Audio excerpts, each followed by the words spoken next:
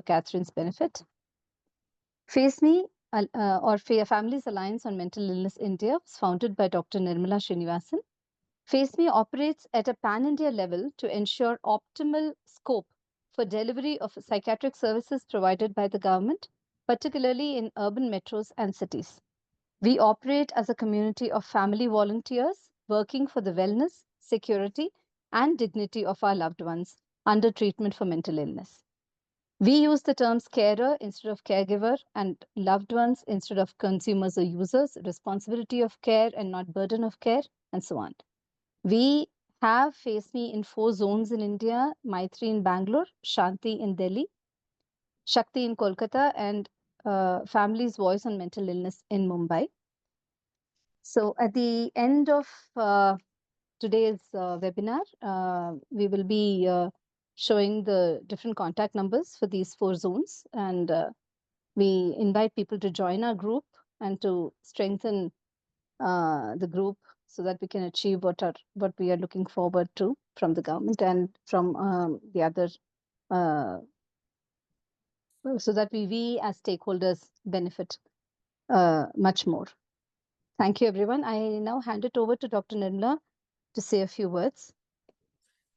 Yes, Indira, thank you so much.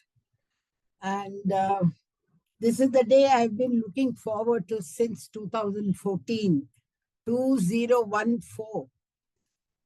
You must be wondering whether I've said it correctly. Yes, it is 2014. Since then, I've been on the mailing list of Kathryn's Shining Hope Company. Somehow I couldn't get an opportunity, so you can imagine the immense pleasure I get today. Special welcome, Kath.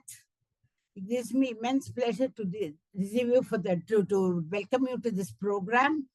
And this program is of very deep interest because it spans across various disciplines, not just psychology or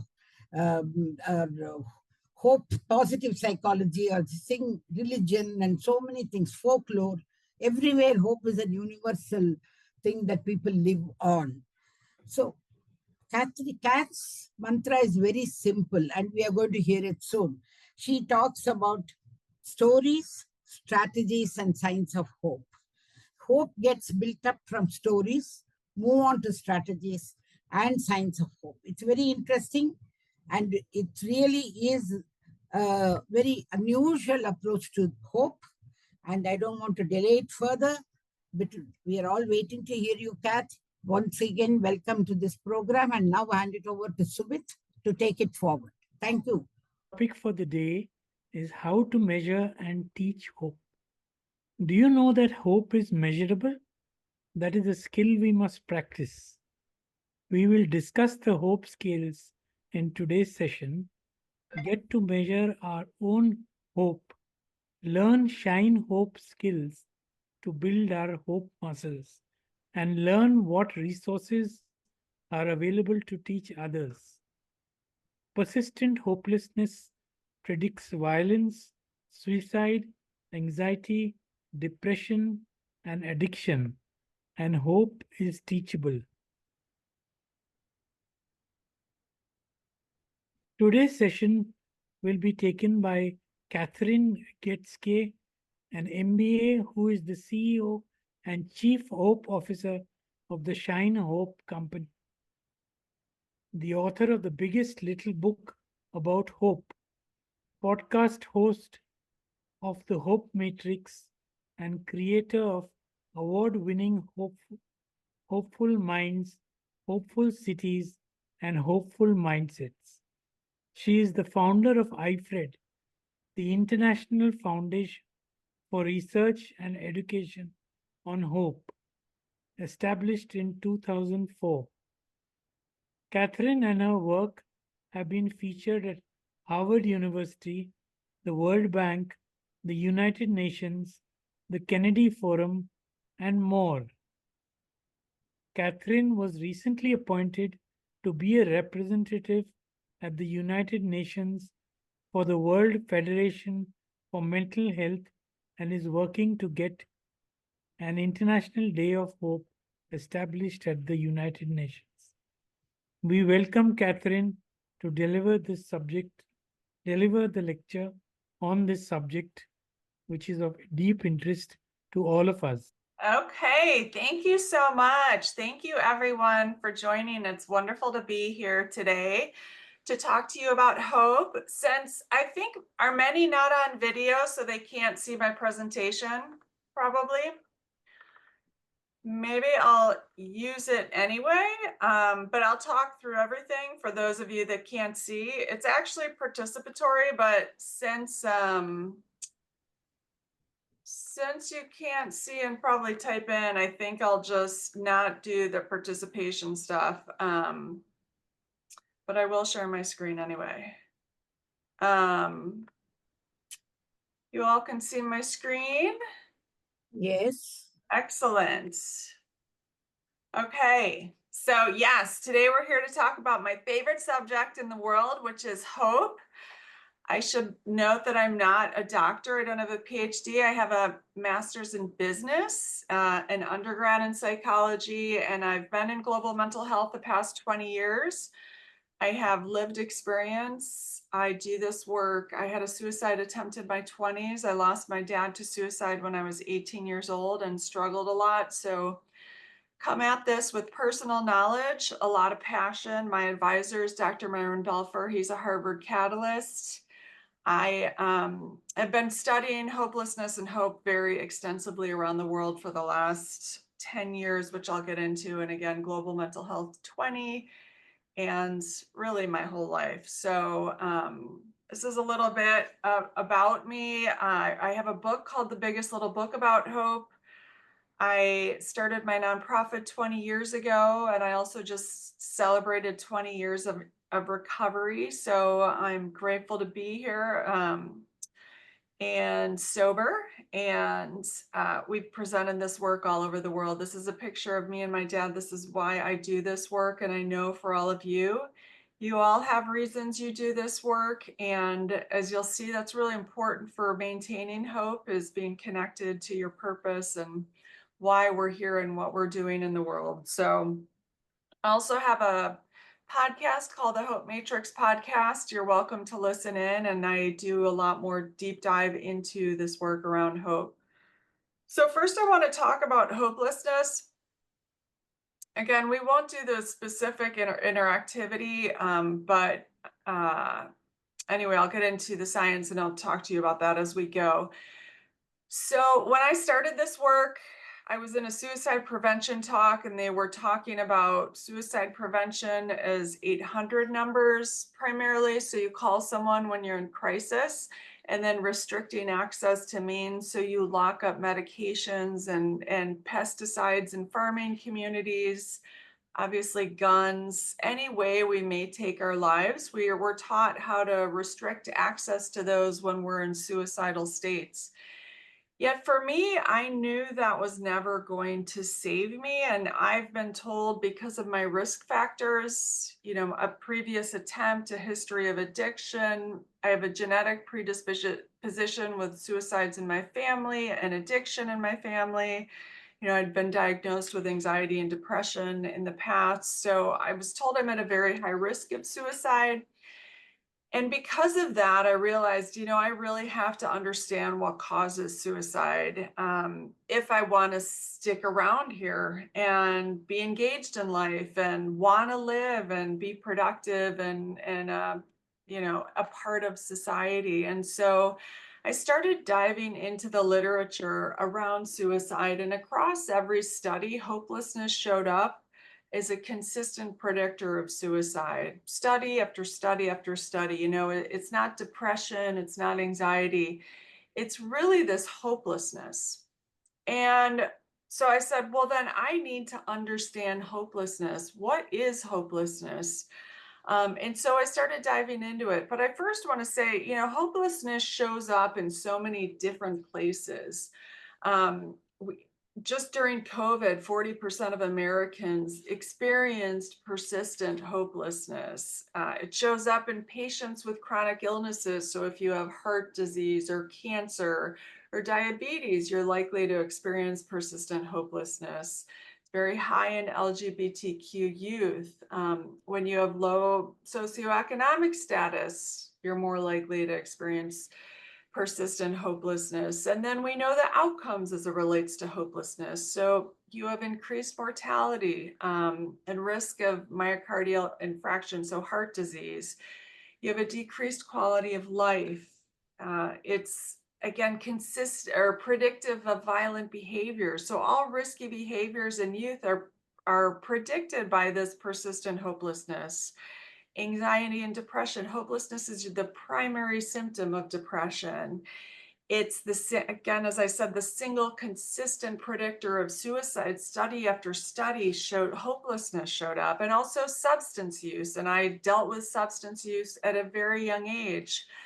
Hopelessness is really predictive of that. And then burnout, if you're in professions, likelihood of burnout. And so, hopelessness was everywhere. So really, I wanted to get to the root of it. So hopelessness, I want you to think of hopelessness as two things: emotional despair.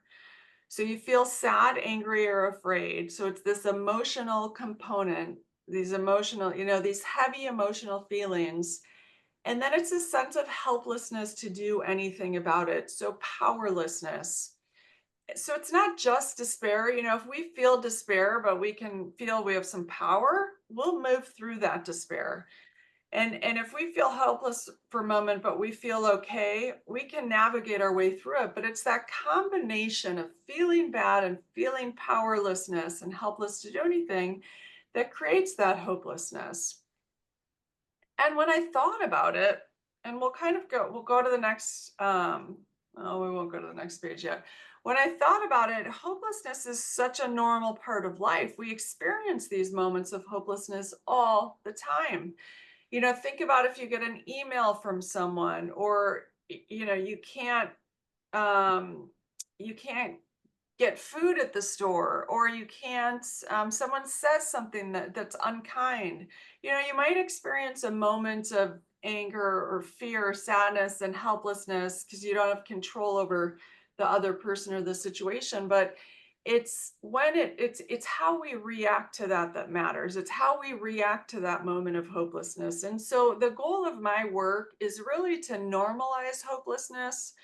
We all experience hopelessness. It's just that we've never been taught how to manage those moments and how to get to hope. And so that's really the aim of all of my work, is to get people understanding hopelessness is normal. This is what it is. I mean, of course, if you've been diagnosed with cancer or heart disease, of course, you're going to have many more moments of hopelessness because you're going to have more challenges. If you grew up in low-income areas, many more challenges, so many moments of hopelessness. How are we navigating those moments of hopelessness? The goal is to learn how to navigate them in healthier ways. I already kind of went through that slide, but I want to think for you all, and we'll see how any interactivity goes, but maybe to put in the chat box, what might you experience moments of hopelessness about? Can you think about that and put in the chat box? I just would like to see from all of you, and I'm going to stop sharing for a minute, sorry, so that I can see in the chat. Health issues, absolutely. So let's brainstorm. What else might we feel a moment of hopelessness about?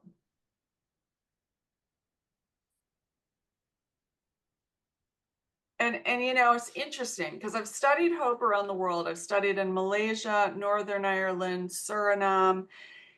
And it's the same. It's different things we might experience hopelessness about, but the concepts are all the same. The science is all the same. Okay, missing mama, not being able to help others in the family with their issues. Oh my gosh, of course, if you have children, if you have brothers and sisters, if you have parents that go through challenges, of course you're experiencing moments of hopelessness. You feel bad and you can't control other people. Loneliness. Of course, we might experience moments of hopelessness when we're experiencing loneliness.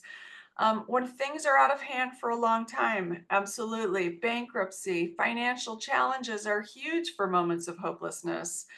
Mental health issues of a young child, absolutely. Professional failures, of course, you're going to experience moments of hopelessness about it. And, I say too, it could be moments of, we could have one challenge in our life, or we could have so many challenges. So those moments of hopelessness pile up, conflict with others. Absolutely. So as you can see, these are all very normal parts of life, being unemployed, not being able to change things, too much burden or responsibility. So many reasons we might experience moments of hopelessness. When I lost my dad, I was in persistent hopelessness because I was sad and I was helpless to bring him back. And I was so focused on that I couldn't get out of that. And I didn't understand hope in the way that I do now. And I didn't understand hopelessness in the way that I do now to navigate my way out of that. Too much burden or responsibility, partner not listening, cognitive impairment and psychiatric illnesses. So again, so many things that we might experience hopelessness about. Okay, excellent. I'm going to go back to this slide. Thank you for participating in that. So again, it's very normal, right? It's when it becomes persistent hopelessness that it becomes anxiety and depression. And again, it's how we manage in those moments of hopelessness. So when you look, can you all see the screen fine? For those that can, I'll explain it for those that can. So what I created is the Hope Matrix. You can go look at the podcast and you can go on the website. I can send you this presentation after. But I drew a matrix. I said, okay, if hopelessness is two things, it's helplessness and it's despair, then basically if I want to get to hope, I want to get to the opposite of those two things. So what is opposite? So my goal, anytime I experience a moment, how do I manage my despair, sadness, anger, fear? How do I get back to positive feelings? And how do I get out of helplessness and get to inspired actions? And so that is what all of this work is about, and all of what we'll talk to you today about. It's how do we get out of our despair, back to feeling better, and how do we get from helplessness to inspired actions?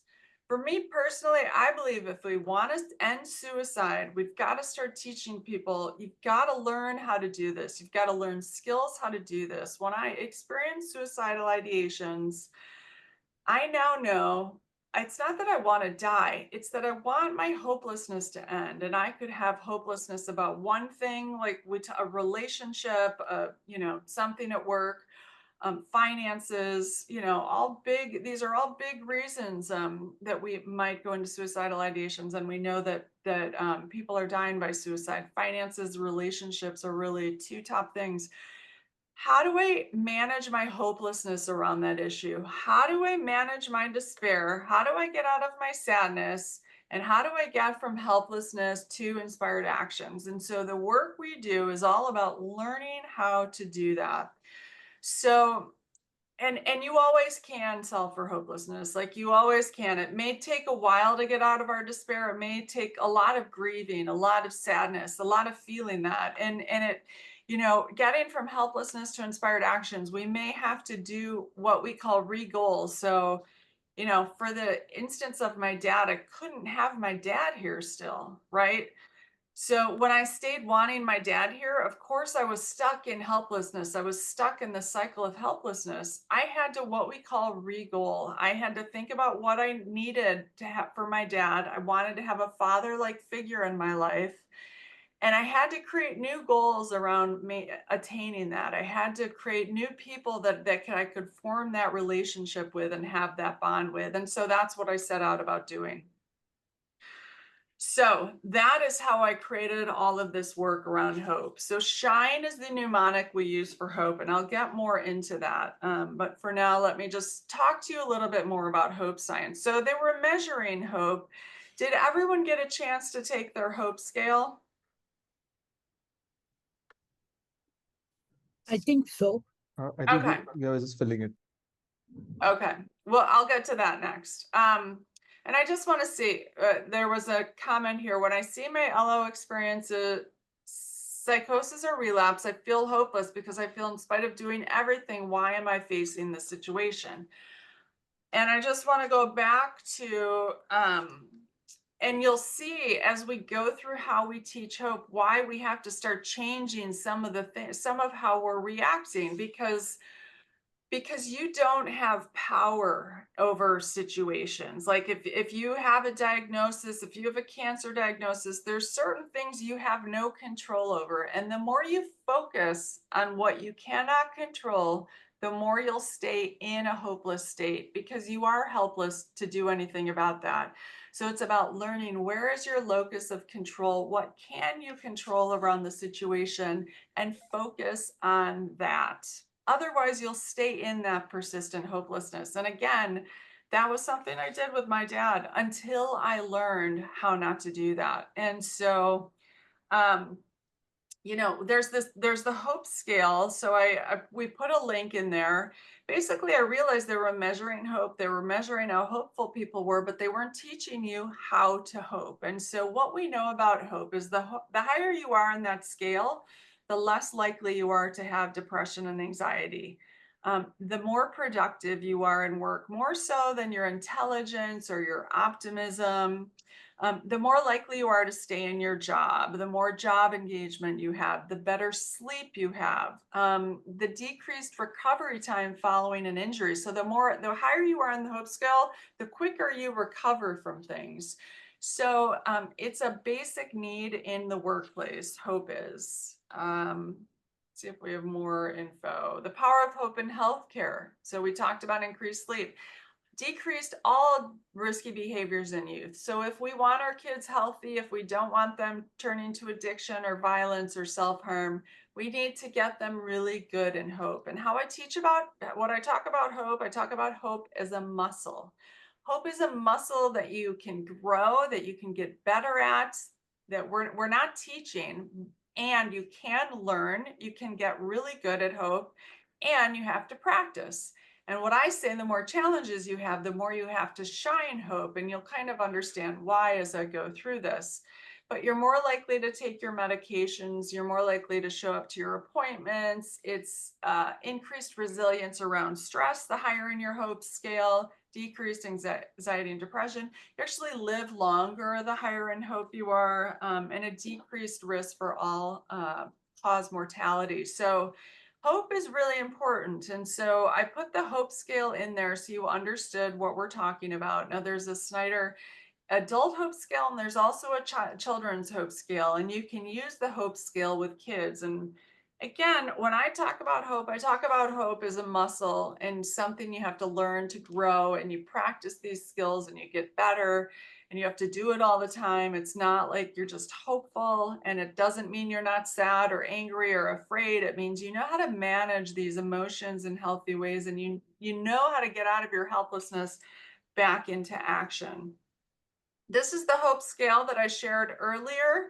Does anyone want to put in the chat their experience with the hope scale? Did you get a score? How do you feel about it?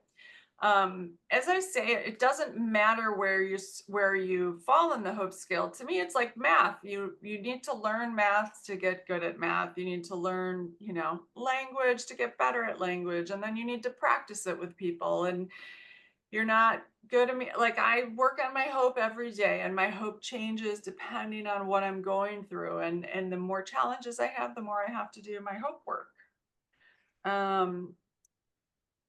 Okay, got it. You got a score. Well, that's wonderful. So that's what I say. Like, and you can put your score in, you can share it with others or not. It doesn't matter. It's not a competition. It's just a general idea of where you fall in your hope score. The idea is you want to get higher in hope. You want to keep practicing and learn skills and ways to get better at hope. And that's what we're going to learn today. So I won't have you put that in. So I created what we call Shine Hope, a mnemonic for how we learn to cultivate hope in our lives. Now I have this as a infographic and as a PDF. And all of these links on here, I'll share with you all after. Not on this one, but we have one that's clickable. So these are all clickable links, and they teach you more about why they're important to build stress skills or happiness habits, inspired actions. And again, I'm going to talk through these things, but for those that are listening, Shine is a mnemonic for how we teach hope. And that just means it's it stands for what we need to do to practice hope. So if you're lower in hope, if you're feeling significant amount of hopelessness, you've got to shine brighter. You've got to practice the shine framework and the shine skills even more. And what happens when we go through challenges by nature of our beings is we do less of these. So it's really important that we surround ourselves with people that help us work on these skills even when we don't want to, because when you have a bad day it's easy to not want to get up. It's easy to not want to brush our teeth or go for a walk or do the things that help us with our hope. So shine stands for stress skills, happiness habits, inspired actions, nourishing networks, and eliminating challenges. I'll go through each one of those, but this is how we cultivate hope in our lives. Eliminating challenges are those negative thought patterns that get in the way of our ability to hope, that our mind does automatically by training, and we've got to learn how to take charge of our mind, because one thing we can control is our mind and how our mind thinks. And we can train our minds to think differently. We are not what we think. So we've got to learn how to take control of this mind. That was my biggest challenge too. So, and you all, if you have questions, feel free to put them in the chat along the way. You can stop me. So again, stress skills, happiness habits, inspired actions, nourishing networks, eliminating challenges. Those are the 5 keys to shine hope that we found in our research, and in a way to make it easier for you to learn. And the good thing is, thanks to neuroplasticity, we can change our brains, we can change our minds, we can train our minds to do different things. And I am living proof of that. So stress skills. The first thing I want to talk about stress skills and why this is so important for hope. So when you go back to the hope matrix, does anyone remember the 2 ingredients of hopelessness? Put them in the chat if you remember. Can you please repeat? Yes. Does anyone, 2 ingredients of hopelessness? What are the 2 things in hopelessness? Does anyone remember? Helplessness and despair. Great. Good work. Despair and helplessness. 2 key ingredients of hopelessness. And I just saw another hope score. If you score low in hope, again, this is the awesome thing about hope. You can learn how to hope. You can get better at hope, and you want to get better at hope. You want to learn how to hope.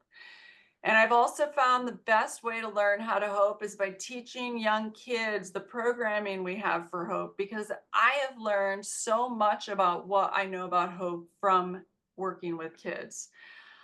Someone said can't able to breathe easily without rolling tears. That is not hopelessness. That is expressing grief, and that is okay. Crying is a great way to manage our despair. But remember, hopelessness is 2 things. Hopelessness is despair, sadness, anger, fear, and a helplessness to do anything about it. When you're crying, you're actually doing something about your despair. You're releasing that sadness. The thing about sadness, I cried, but then I ran from sadness. I turned to addiction. I turned to unhealthy things because I thought that would make me feel better. And they make you feel better in the moment, but don't make you feel better long term. So hopelessness, again, despair and helplessness. So when we do stress skills, we work on our despair, okay, the despair part of helplessness. So we have stress hormones, and when we get triggered by things, we have a physiological response to this stress. So we go into fight, flight, freeze, or fawn mode. And we have adrenaline, cortisol, norepinephrine going through our body, and we can't think clearly at all. So when we're in that super sad state or that angry state and we have those heightened stress hormones, we're not thinking clearly. So we've got to allow time for those stress hormones to cycle through us and for us to process our despair in healthy ways. That's what stress skills are about. Crying is a very healthy stress skill. Journaling, writing things down, exercise. Again, the 90-second rule, we have this 90-second physiological response. So when someone angers us, 90 seconds, we are in what's called our downstairs brain. We cannot think clearly. We can't problem solve. We can't connect with other people. So learning how to navigate this stress response is so important. And so number one rule, you wait 90 seconds before you further engage with someone when you notice you're in that stress response. And when you think about if someone says something and triggers you, how many of us wait 90 seconds? Probably not many, right? We engage right away, we do something. But that is when violence happens, that's when addictive happens, that's when self-harm happens. It's because we're not waiting those 90 seconds. We're not giving ourselves time for those stress hormones. We're not sitting in that distress. I had a impossible time doing this as a kid, sitting with those stress hormones, learning how to let them get through me, let them cycle through me. And so that is the first thing we teach in Hope and How to Shine Hope, learning healthy ways of navigating that stress response. I thought I would cry forever when I lost my dad, but the reality is we don't cry forever. We cry and cry and cry, and eventually we get tired of crying. But instead I'd cry and then I'd run away and do something, like go out with friends or be drinking or smoking or all of these unhealthy things. But all I was trying to do is navigate that stress response. And I didn't know that that was actually causing me way more harm than good. And now I know how to manage my stress hormones in healthy ways. So I meditate. I've learned how to meditate. Now, a lot of people don't like meditation, but I can tell you, you can retrain your brain if you learn how to meditate. And because of the internet and YouTube, there's so many free resources for learning how to use guided meditations, but learning how to sit through distress is so important and so helpful. Listening to calming music, visualizing things, spending time in nature or near water. These are all evidence-based practices that we know help reduce stress. Does that make sense to everyone? Yes. Yes, excellent. And I'll give you a sample. I'm not going to go through these stress hormones, but I do want to point out, that we have stress hormones. We need a certain amount of stress in our body, and we can get these stress hormones from healthy things and we can get them from unhealthy things. So it's about learning what are healthy ways to get, some stress, and then reducing the unhealthy, boosting. Violent behaviors produce stress hormones, and also release endorphins. So if you're in despair, being violent can help make you feel better, but it's not healthy for you in the long term. So what are other healthy ways? Confronting fears is an important thing to do. It might increase your stress a little bit it can get you to action. And this is what's called the allostatic load. Again, if we don't have any energy, if we have no stress, then we don't get to the point where we're actually doing something. So we want to kind of get to that optimal load, and we don't want to have too much stress. This is the 90-second pause, that rule that I talked about. Have a timer, put a timer so that you start practicing. 90 seconds is a really long time when you're in your stress response, and it's a long time to wait before you re-engage with someone. But if you can start to notice, not just when you're in your stress response, but other people you're dealing with, if you can see when someone's triggered by something, right? And they're in their downstairs brain, and you basically can't access your critical thinking or your clear thinking or your problem solving when you're in that downstairs brain. You need to wait until that person gets back up into their upstairs brain to communicate with them in any kind of effective way. So does anyone have any favorite stress skills? Put them in the chat if you do. Yoga, yes, of course. Yoga, excellent. That's why it's so important. Forest trekking, amazing. Getting in the forest, incredible. Love it. Meditation and yoga. You know, this is why these are such important skills. Listening to classical music, absolutely. You know, it can just calm us right down. And you can see, like, when you calm that stress down, then you're able to problem solve. You can find ways to get out of your challenges. Music, cooking, really good. Sleeping, so important. Walking, nothing like a good nap too. Drawing, mindfulness, spending time with dogs, humor, jokes, all of these things. Wonderful. Loud music. I love loud music. Some people like soft music, right? And the key is to know what your stress skills are. They're unique for everyone. The different things work for different people. And so to really practice those. Okay, we'll go on to happiness habits. So happiness are those healthier long-term habits that release those happy hormones that we need. Dopamine, serotonin, oxytocin, and endorphins. I always kind of think of it like a battle between my stress hormones and my happiness hormones. How can I get more of those happiness hormones?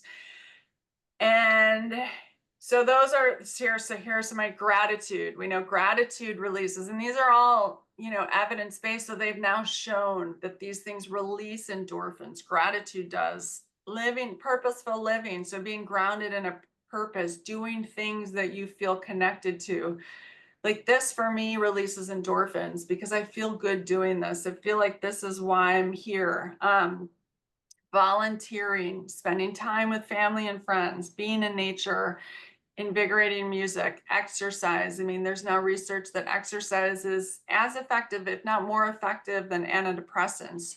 So, you know, it's very hard when you feel so lethargic to do something active. And yet that is when we need to do it the most because it's gonna release that dopamine, that oxytocin, those chemicals that we need to feel better. Our body can produce those internally. These are all things we can do that our body can produce. And so how can we start doing these? And when we're in times of crisis, that's often when we stop doing these things and we stop getting those chemicals that our body really needs. But I think of myself like my body can produce dopamine, it can produce oxytocin, can produce serotonin and endorphins through these things. So I want to incorporate as many of these as I can when I'm in challenging times. Having a morning routine. So how do you wake up? How do you get out of bed? Do you have practices that are serving you? Or do you get on the phone? Or do you know, start thinking those negative, let your mind go with those negative thoughts or think about those negative things? Like what is in your morning? How do you start your day? Playing an instrument, smiling, even smiling alone, they say releases endorphins. And so these are all things that have a biological, you know, our body produces these hormones that have this positive biological response. Experiencing wonder and awe, having faith, practicing faith. These are all things that can really help us. So I wonder, do you have what I call non-negotiable happiness habits? Things that you do no matter what every day that produce these happiness hormones. I'd love for you to put that in the chat. I have this chart for you again on happy hormones. We can do healthy boosting and unhealthy boosting. Compulsive shopping can produce endorphins. So can bullying. Bullying can produce endorphins. So when you think about it, these kids that bully, all that really tells us is they're very unhappy and they're trying to get endorphins. Well, let's teach them about healthier ways to get endorphins. For dopamine, we get unhealthy boosting from drugs and alcohol use, from excessive social media use, from all risky behaviors. So let's teach kids and each other, how do we get dopamine in healthy ways? Because ultimately that's what we want. Having breakfast. So someone put non-negotiable happiness habits. Having breakfast, absolutely. So important to get our nutrition. any other non-negotiable happiness habits, you should have at least a couple that are non-negotiable, that no matter what's happening in your life, that you're going to do them. So meditation, prayer, sleep, nutrition, those are all things, and exercise that I have to do every day, no matter what I have going on in my life. Walking. These are all so important. Tea with a friend at a tea corner, absolutely. Connecting with others. So I encourage you, have a list, create a list of non-negotiable happiness habits that you're going to commit to doing. So when you think about what we've talked so far, stress skills help us navigate our despair and get back, and happiness habits help us cultivate those positive feelings, stay in those positive feelings. And that's one of the parts of hopelessness. The second part of hopelessness is helplessness. How do we get out of helplessness to inspired actions? And a lot of that is learning how to set goals, learning how to, create an image for something we want in our future, and then how do we actually get there? And we're not taught these skills. And so how do we know unless we're taught? Did anyone know you're up to 95% more likely to achieve something if you write it down and then you check in with someone regularly on your progress? So if you want to do something in life, it's so important that you actually create a goal around it, that you tell someone you created that goal, that you write down your goal, and that you check in with that person regularly on process or on progress. That's why in workplaces we have weekly meetings a lot of times. So SMART goals are a process for learning how to set goals that are really realistic. And so, again, when you look at my persistent hopelessness, and you can take anything as an example, not having my father here, my goal would have been to have my dad here. Well, of course, I'm going to stay in persistent hopelessness. But if you go through a goal setting process, like my goal would be to have my dad here, specific, measurable, achievable. So when you think about, is having my dad here achievable? No. So it's not an attainable goal. So I can't have that as a goal. Setting SMART goals really help us figure out what goals are really achievable and what goals aren't, because we've got to focus on goals that we can actually achieve in life. And we've got to learn how to take steps towards that goal. So we have this goal setting worksheet: specific, measurable, achievable, relevant, meaning important to us, and is it time bound? And then we look at what are all the steps we need to take to reach that goal. And we write it down, and then we check in with someone regularly. This is a healthy process to go through for anything you want in life. And if you've been given a diagnosis and you want to not have that diagnosis, how can you, that's a goal you have to set. And is that actually achievable? And what actual steps, what are the specific things you have to do to get to that? So this is a process. You may be given, say you have a terminal cancer where you're not going to live in 3 years. Well, maybe it's not getting rid of the cancer that's your goal. Maybe it's to live a fulfilling, engaged life while you have time left here. And so that is the goal you set around that. And what are the specific things you need to be doing to attain that goal?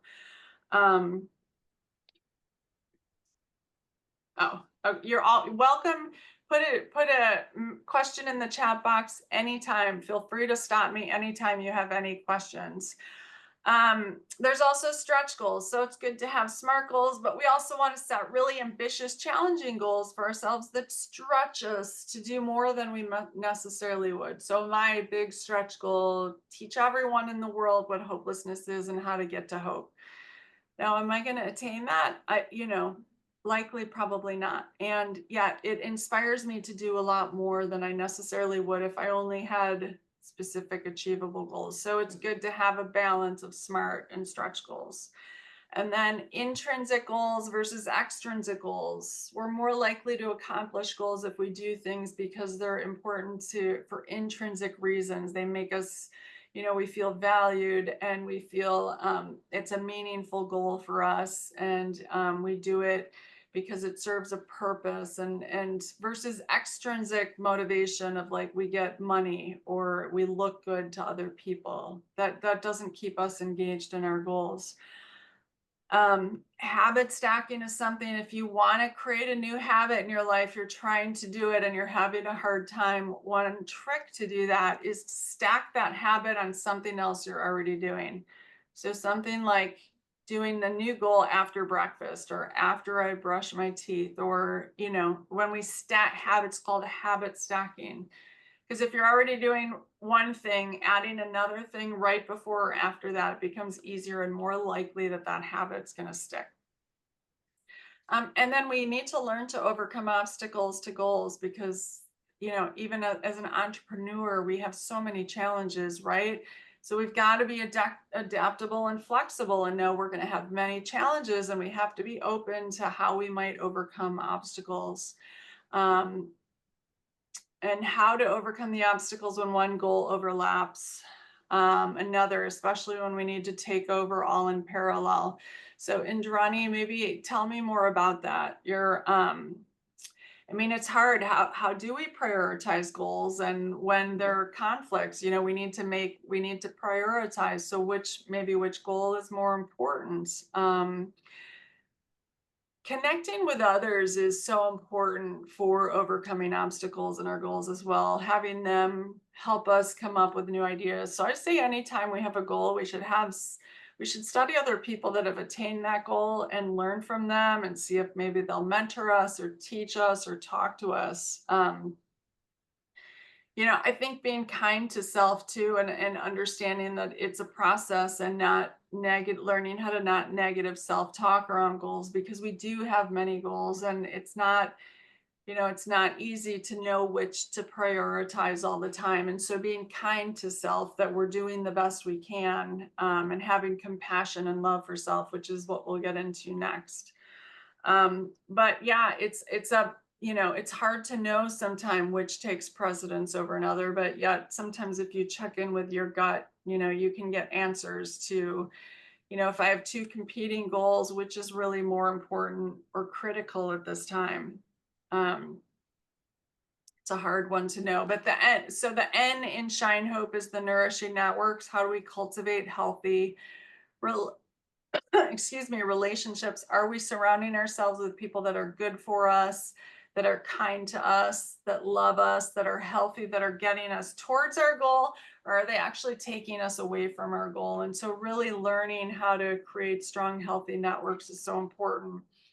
If we have staff, praise and recognition with staff is really critical also for our loved ones. We've got to recognize what people are doing right, and as opposed to what they're doing wrong. So the 5-to-1 rule is for really healthy, positive relationships. We have to say 5 positive things the other person is doing for every criticism we make. And when you think about this ratio, it's actually, if you start to really practice it in real life, we don't say, as we probably, a lot of people, it's the opposite. They say 1 positive for all the things they want the person to be doing. And so really being intentional and learning how to, you know, recognize and honor people for what they're doing right, what you appreciate about them, what you love about them, what you admire about them is super important, way more than what we're criticizing. So compassion and forgiveness. I'm just going to get to the E. Eliminating challenges is the E of Shine Hope. And those are our negative thought patterns that get in the way of our ability to hope, you know, trying to control things outside of our control. Again, when you think about helplessness, if you are stuck in trying to control things that you can't control, you're going to be stuck in helplessness. So we have this exercise we have kids do, like think about a challenge you have. What can you control about that? And what can you not control about it? So if you think about a diagnosis of a loved one that was mentioned earlier, if you think about finances, you know, anything you're in a persistent state of hopelessness about, I want you to draw a circle and I want you to put in the middle, what are the things you can control about that? And outside of that, I want you to think through all of the things that you cannot control. And you really cannot focus on the things you can't control, because if you do, you will stay in a persistent state of hopelessness, and that will become anxiety and depression. And so it's an important exercise to go through. Rumination is when we go over and over and over things of the past. Of course, we stay in persistent hopelessness because we can't control what's happened in the past. We can think about it and deconstruct and learn from it so we can make different choices in the future, but we can't change the past. So it's really important that we learn to let go, to have grace with ourselves, to have grace with other people. Worrying about the future, of course, you'll stay in persistent hopelessness because you can't control the future. You know, what in the future can you control and what can't you control? You've really got to learn to let go. So if you start worrying about something, again, the exercise of controlling the controllables can be really helpful. We've got to focus on where we have our power. Where is our locus of control in these situations? And work on that. Internalizing failure is a big thing, especially with kids. We're losing kids to suicide because they fail grades and they think I am a failure. And that's not true. You know, that's what's called internalizing that failure. Fail grades, I'm the failure. But it's actually just a process. So whatever you did to get to that result, that F, you got to look at what was that process and how can I change that process in the future so that I can get a different result. Same thing with a relationship. If you fail at a relationship, you know, you likely can't control a lot of that. But what did I do to get to that failure? How can I learn from that to do things differently moving forward? So that's the internalizing failure. So that in a nutshell is the SHINE framework. What we then have people do is write their SHINE Hope story. And this is a really helpful exercise. I'll send you this template. I highly recommend as a group you do this, maybe do this as the group together. Write your SHINE Hope story. We have a lot of examples, but what is a challenge you had in the past? You can think through what's a challenge you had. What are the stress skills you used? What happiness habits did you practice? So find at least 3 of each of those. Write them out. What inspired actions did you take? So what specific steps did you take to navigate that challenge? Did you set goals? Did you chunk down obstacles? How did you re-goal? How did you cultivate a nourishing network by the green paragraph?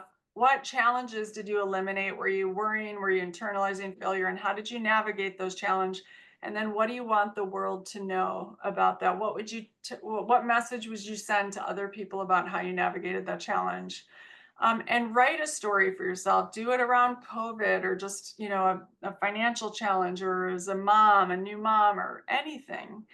And then keep that story because we have many, many, many, many of these throughout our lives.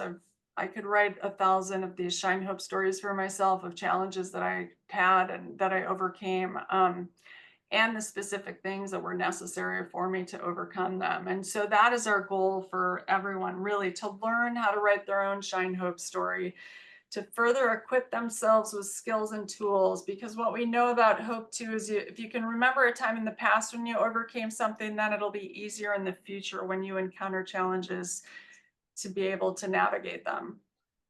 So I'm not going to go through these, but we do have a lot of programs. We have programs for youth. We have a parents guide. We have a teen program that's a peer-to-peer for teaching others how to hope. This is our Teen Hope Guide. I have a college course now where we're activating hope on the college campus. We have a Hopeful Cities activation where we activate cities around hope. This is a presentation we did with the CDC in the US around hope science and what we're working on as hope. As we mentioned, I'm a rep at the UN for the World Federation for Mental Health. I'm working to try to get an International Day of Hope because hope is critical for all of our sustainable development goals. When you think about goals, hope is so key to our ability to attain those goals. And, you know, we spend $500 million to $5.5 billion for every new drug we develop. And we've had many drugs that we think are the promise of this, but ketamine, for example. It was the new hope for depression. And then they did a double-blind study and said it might just be the placebo. And the placebo is really our belief that something positive is going to happen. 50% of the people with just that belief that didn't even take a pill had that positive outcome. And so that's our goal with hope. We want to really inoculate everyone with skills for how to hope so that when they hit challenges in life, they are equipped. We've got to invest in this and in our communities and with each other. So that's it. That's your presentation. I'll stop sharing. But that is my Interesting. passion plea about hope and about working on hope in your life and in your family's lives and in children's lives. We need it now more than ever. Wonderful. Thank you, Kathryn. We would like to have a little bit of time for people to come forward with some more questions if they have any. So I request people who are attending the meeting to put up their questions in the chat box that Kathryn could answer if you have any questions. Or raise their hands.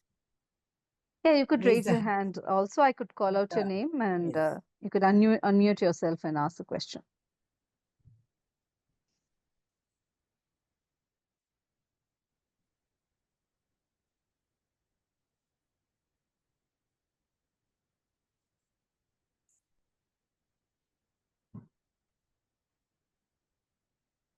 Yes, ma'am. Please go ahead. Yes. So, Kath, it was absolutely wonderful. I mean, the way to look at hope differently. To start hoping differently is different to looking at hope differently, I hope. And you made us all look at hope differently, define it differently. I'm interested in this group work, the group dynamics you said. Can you just elaborate it on a little more? That is, do the assessment of the group as a whole. Can you just elaborate it? Or is there separate document? I'll send you the document. Yes. I have courses. So I have a My Shine Hope Story course, a video course. So you could all do that as a group. The goal would be for you all to write your Shine Hope stories as a group to connect with each other. Discuss what is stressing us out in life right now and how are we navigating it? What stress skills are we using? And support each other in that.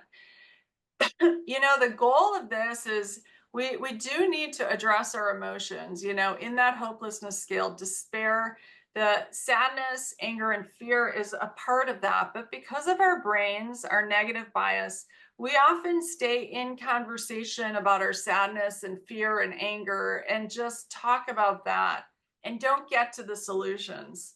I always say we want to spend 20% of the time on the negative emotions we're feeling, express those, think about them, think about ways to express them, and then get to solutions. How are we going to navigate it? What are we going to do? What specific skills and tools and things are we going to do so that we start problem solving around how we're going to get out of that?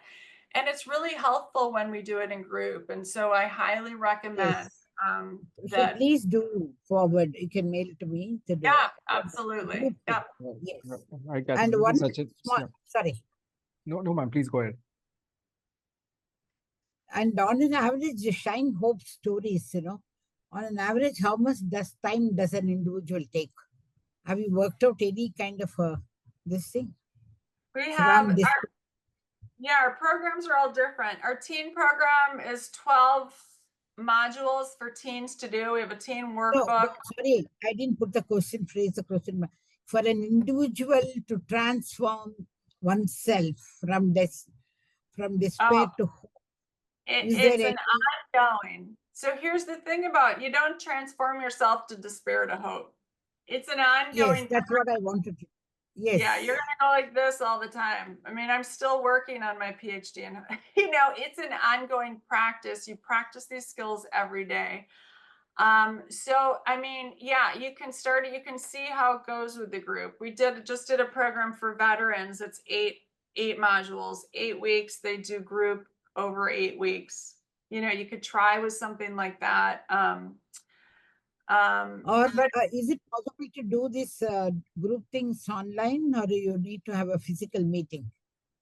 yeah, Is you it can do them possible? online. Absolutely. Absolutely. You can do them online. Yep. Okay, thank you. Yes. Yes, we have one more raised hand. So please go ahead. I think there's a person with a guest. His hand is raised. Yeah. Karan madam, you have told us that chemical changes about hope and hopelessness. So we can change the chemical changes by medicine also? You know, there's different medicines. I'm not a doctor, so you'll have to talk to doctors about that. What I know is about my Shine Hope framework. You know, I can't talk to you about medicine. Okay. Yeah, I mean, Kathryn, Kathryn, there's one question. What we do know is that your mindset is really critical to anything in life. I will say that. Kathryn, this is a question, like all of us are caregivers and long-term caregiving sometimes drains us out. So based on what you were discussing, how can we actually build this hope muscle, and what should be the frequency, and how it could be practiced on a day-to-day basis? Yeah, I mean, I would put posters all over of the Shine framework all over wherever you're caregiving. I mean, it is. You have so many challenges when you think about helplessness. How much of caregiving is outside of your control? So much of it, especially when you deal with things like Alzheimer's, you know, or serious illness. You're gonna have so many more moments. So, what are you doing in that Shine framework? What stress skills? How much are you meditating? How is prayer sitting in? How are you connecting with other people? Are you getting to nature? Like, you're going to need to do a lot of those, even if it's mini doses of stress skills throughout the day. Happiness habits. What are you doing to cultivate Yes, those Chandrika. happiness hormones? So it's Can you about skip the next number a later lot then? of really as much as you can while you're going through this experience. You know, and what happens is when we're caregiving, we stop doing all of this thing. We're so focused on taking care of that other person, and we don't realize what it's actually doing to our body and self. And that's why, while caregiving is super important, we have to take care of ourselves. So the Shine framework is, we've got to shine even more during those times. Does that help? Yes, thank you. Thank you. Mhm. Anyone else? I'm Viren Rajput from Pune, India, Maharashtra, Pune, you know. I work for suicide prevention NGO for last 16 years, and I have my own support group for bipolar mood disorder. So do you think that support group helps for suicide prevention? Yeah, we know. So N, if you remember, N in the Shine is nourishing networks, having healthy networks. So I would ask, you know, groups can be amazing and helpful, but are they nourishing you? Do you feel good coming out of the group, or are they draining you? Are they taking your energy? Are they, you know, is it nourishing you? Like, do you go to the group and is it just all negative? Are you talking about the negative, the problems, the pain, all of that? Or are you actually processing and getting to more solutions? What positive things can be doing? What kind of action, where's our power? What actions are we taking? I mean, I've been in both kinds of groups, you know, and I've seen both kinds of doctors that have told me I'm going to have this forever. And I'm actually really healthy. I'm healthier than I've ever been right now because of all I know about my body's ability to produce so many chemicals naturally. Yet I've got to take the action. I've got to hold myself accountable. I've got to have people in life that are healthy for me, Yes, that also Chandrika. hold me If you accountable. want to do it, do it. So But I think again, I would have you reflect on the people you're surrounding yourselves with. Are they healthy for you? Are they getting you to the healthy place you want to be, or are they draining you? Or are they taking you away from that? So yeah, that's what I would say to that. Thank you.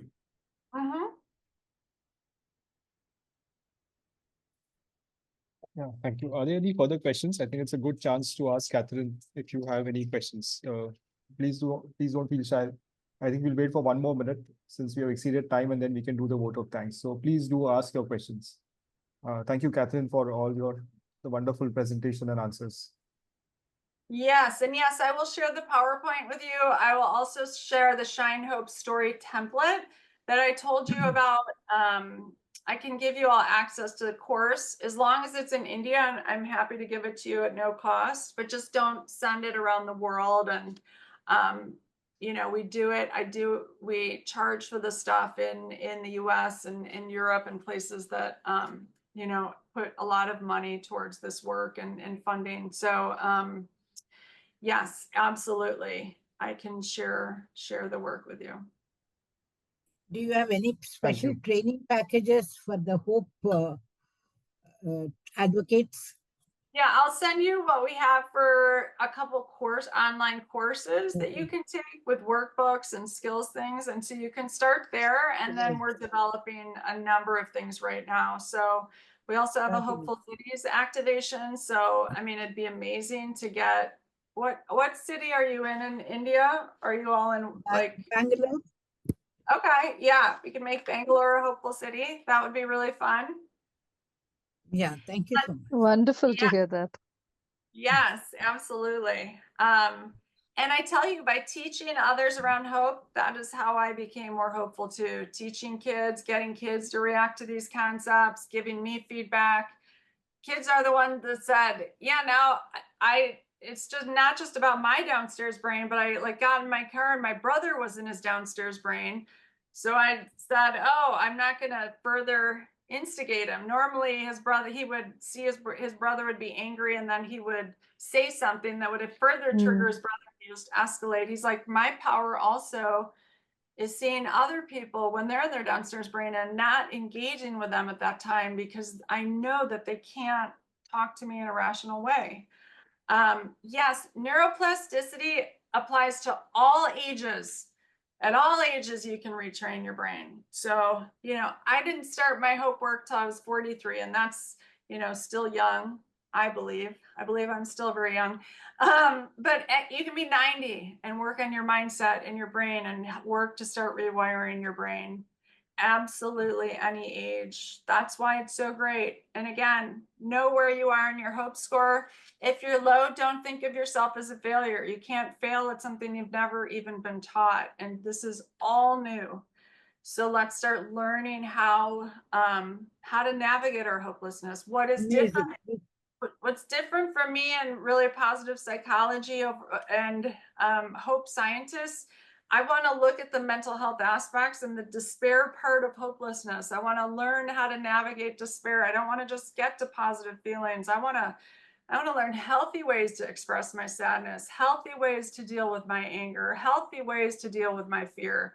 We've got to stop running from these emotions. We've got to start experiencing them in ways that serve us, in ways that we can learn from those emotions, hear what they're telling us, listen to what's true and what's not true, and taking action from a healthy place. You know, emotions serve us very well. There's nothing wrong with emotions. They're very informative. It's just like, how can we experience them in ways that serve us? Turning to addiction, turning to self-harm, turning to violence doesn't help us. Learning how to sit with our emotions, learn from them, hear them, you know, express them, and then move to feeling better is what serves us. From the top of my head, I can actually think of a couple of people who can actually benefit from this kind of an exercise and to learn healthier ways to express their emotions and deal with them, because I can see them struggling. And in a way, sometimes I feel helpless when I see them not being able to deal with what they're facing, because I don't have a solution for it. So it's wonderful that we've been able to listen to you today, and I feel hopeful that I can also guide others who are there in my life, who I see often struggling. So thank you very much, Kathryn. If there are no other further questions, I would like to invite Dr. Sachin to give a formal vote of thanks. I think you've been very, very thankful. Raise my hand raise Okay, my yes, hand ma'am. for Please go ahead, and then I over to Dr. Sachin. that. You have made up for years of silence on my part. Yeah. Oops, sorry. What's that? I said, you have made, though we have been on your mailing list since Oh, 2015, you have made up for it. That entire decades of silence on my part, I think it's wonderful listening, and I'm sure we'll be in touch with you for more of the documents which you said. And a couple of us should get trained before we do this exercise to others. Thank you so much. yes, you're Yes. so welcome. One thing I did want to add to the last thing, is it how do you say it, Cindy? Sindhuja? Sintija, yes. Is that one thing I've learned too, is that I can teach others how to hope. You can teach others, you can give them the skills, but you can't make them hopeful. So that's the hardest thing I too. agree. You want them to be hopeful, you want them to, and yet it's up to people to, it's a hope is a, we've got to decide for ourselves, we want to be Yes. hopeful. So teach all, and it's amazing to be empowered with tools that you can give them. It's just learning how to not attach to the outcome of what they do with it. So was an important part of my journey. Thank you. Thank you for mentioning that. I think people get caught up in that also. I for sure did. For sure, yes. Yes. Thank you so much for having me.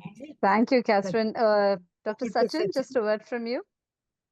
Yes, so Kathryn, I think on the I just wanted to thank everybody who have come here and actually taken out their time to actually listen to this lecture on hope, and wanted to thank Dr. Nirmala ma'am, Sindhuja, Mr. Guha, and all the participants here. It seems to be a very simple topic, but I think listening to Exactly. Kathryn, and as Sindhuja rightly said, I'm hopeful again. I think that's the simple message I can put.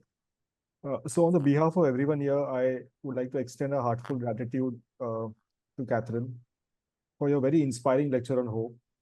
I think your insights into the power of hope in facing challenges, especially for caregivers like us who have to deal with chronic caregiving for long periods, have really encouraged us a lot. I think your words, which you have mentioned, will help us build our resilience and help us grow and ensure our well-being.